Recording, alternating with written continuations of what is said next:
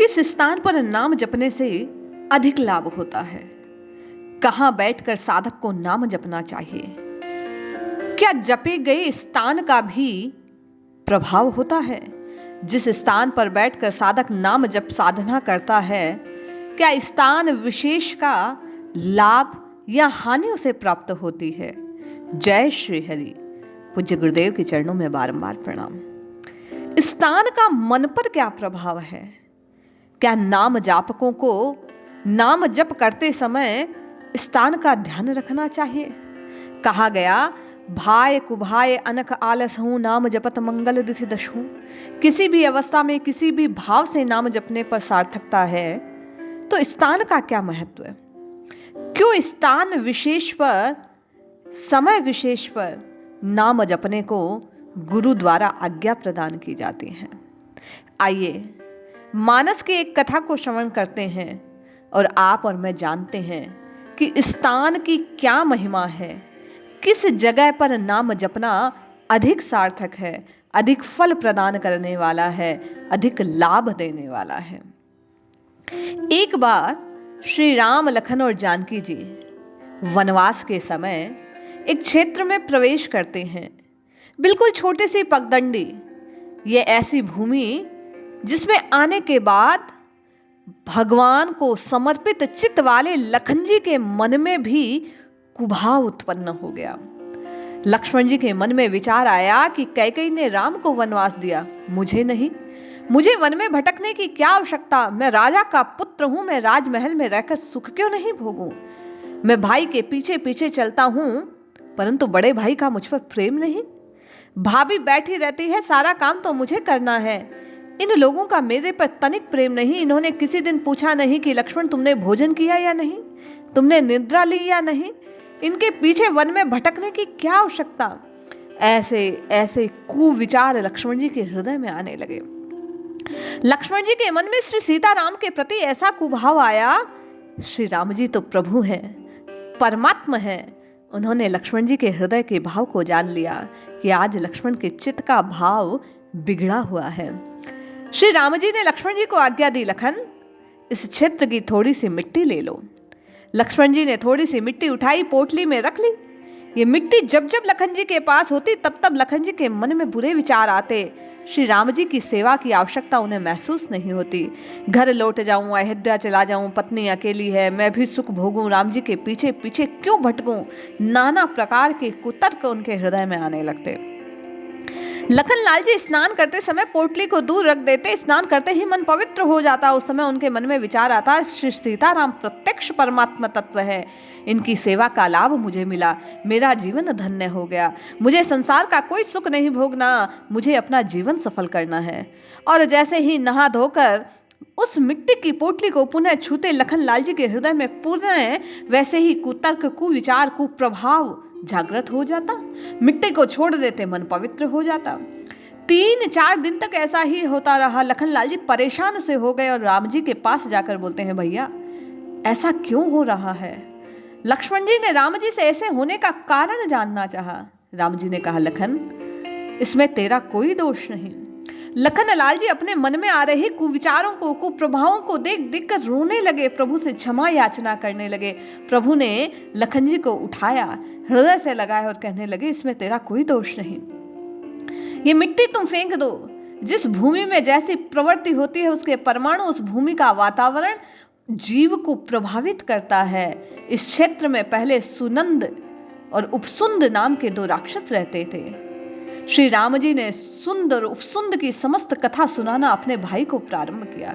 वे दोनों सगे भाई थे लखन। दोनों के बीच अतिशय प्रेम था। दोनों राक्षस उग्र तपस्या करते हैं। उनके तप से ब्रह्मा प्रसन्न होते हैं। ब्रह्मा उन्हें वरदान देते हैं। दोनों भाई वर मांगते हैं कि हमें कोई मारे ना, ऐसा वरदान दो।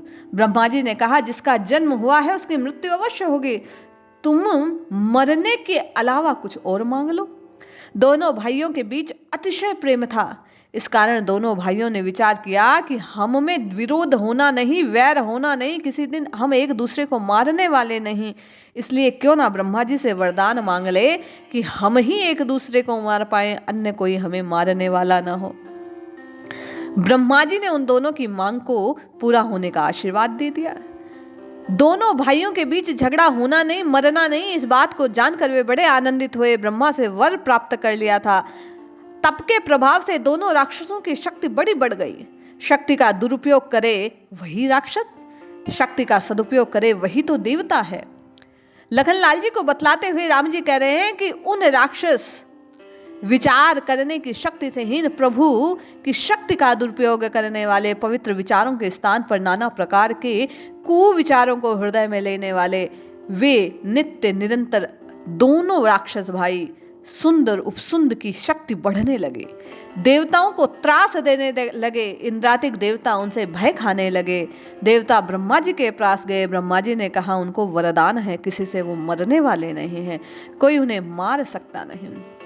ब्रह्मा ने युक्ति से काम लिया। तिलोत्तमा नाम की एक अप्सरा उत्पन्न की। तिलोत्तमा ने कहा कि तुम दोनों भाइयों में वैर उत्पन्न कर दो। अप्सरा तिलोत्तमा सुनंद और उपसुंद जहां रहते थे वहां गई। उन दोनों ने जैसे ही उस सुंदर अप्सरा को देखा, दोनों उस पर मोहित हो गए। सुनंद उसे अपना बनाना चाहता था, उपसुंद उसे अपना बनाना चाहता था। दोनों भाइयों में झगड़ा होने लगा। अप्सरा ने कहा मैं तुम दोनों में से एक के साथ लग्न को तैयार हूं। सुंद उपसुंद रहने लगे, ये मेरी है, ये मेरी है, ये मेरी है। आपस में झगड़ा होने लगा। मारा मारी तक बात आ गई। दोनों का मरना निश्चित था। दोनों ने एक दूसरे को मार दिया। श्री राम जी ने सुंद और उपसुंद की कथा बताते हुए लखन जी से कहा, लखन, यह भूमि उन्हीं वेद के संस्कारों से युक्त होने के कारण, दो सगे भाइयों की इस भूमि पर परस्पर युद्ध करके मारे जाने के कारण उसका कुप्रभाव इस भूमि पर था, जिसकी मिट्टी तुम साथ लिए घूम रहे थे। इसी के प्रभाव से तुम्हारे चित्त में ये कुभाव आए। अब साधकों के लिए भूमि का, जगह का, स्थान का क्या महत्व है, ये इस कथा से स्पष्ट होता है। घर का जो कोना आपने मंदिर के लिए नियुक्त कर रखा है, घर का जो स्थान आपने प्रभु के विग्रह जहां उपस्थित हैं, वो प्रभु की उपस्थिति से रात दिन वहां पूजा पाठ, हवन यज्ञ आदि कार्यों के संपादन होने के कारण, वहां पूजा पाठ होने के कारण, वहां नाम जपने के कारण वह स्थान आपके घर के अन्य कोनों से अधिक पवित्र रहता है, उसका ओरा अधिक साफ होता है। इसलिए वहां बैठकर जप करने से अधिक लाभ होता है। एक आसन पर, एक स्थान पर नित्य नियम पूर्वक जप करने से उस स्थान की आभा बढ़ जाती है, शुद्धता बढ़ जाती है, सुचिता बढ़ जाती है। इसलिए वहां बैठकर जब आप जप करते हैं, नाम जपते हैं, राम राम राम राम की रटना लगाते हैं, तो आपका मन स्थिर हो जाता है, आपका ध्यान प्रभु के चरणों में लगने लगता है और आपका नाम जपना सार्थक हो जाता है। जब आप किसी सिद्ध क्षेत्र में जाते हैं जहां किसी संत महात्मा द्वारा पूर्व में तपस्या की गई है, उस स्थान पर बैठकर, नदी के किनारे पर बैठकर, जहां पहले संतों ने आश्रम आदि स्थापित किए थे, जहां संतों द्वारा कीर्तन और नाम जप की क्रियाएं हुई, वो स्थान पवित्र होने के कारण वहां मन अधिक लगता है, वहां नाम जपना सार्थक होता है। जब कभी आप प्रभु के मंदिर जाएं, देवालय में जाएं, तो वहां बैठकर, शिवालय में जाएं तो वहां बैठकर नाम जपना अधिक सार्थक होता है, अधिक लाभ को प्रदान करता है। क्योंकि मंदिर में ऐसी आभा रहती है प्रभु के शिवग्रह की स्थापना के कारण, और वहां केवल और केवल लोग प्रभु को रिझाने आते हैं। इसलिए वहां उनके द्वारा किसी प्रकार के मलिन विचारों का उत्पत्ति नहीं होती, त्याग नहीं होता। इसलिए वहां का ओरा साफ होता है। इसलिए कोशिश करें, प्रयास करें साधक कि मंदिर में कुछ समय बैठकर प्रभु के सामने नाम संकीर्तन करें, नाम जप करें। इस प्रकार आप जब शुद्ध स्थान पर बैठकर, पवित्र स्थान पर बैठकर नित्य निरंतर राम राम राम राम की प्रतिध्वनि करेंगे, तो स्थान का सहयोग भी आपको मिलेगा। उस जगह की शुद्धता, पवित्रता का प्रभाव आपके हृदय पर होगा और आपका नाम जप में अधिक मन लगेगा। इसलिए आपको नाम जप का अधिक लाभ होगा। यही बात स्थान की आपके मन पे प्रभाव की है, जिससे नाम जप की सार्थकता अधिक पुष्ट होती है। इसलिए जपिए जपिए जपिए, नित्य निरंतर केवल और केवल प्रभु का नाम जपिए। जय श्री हरि।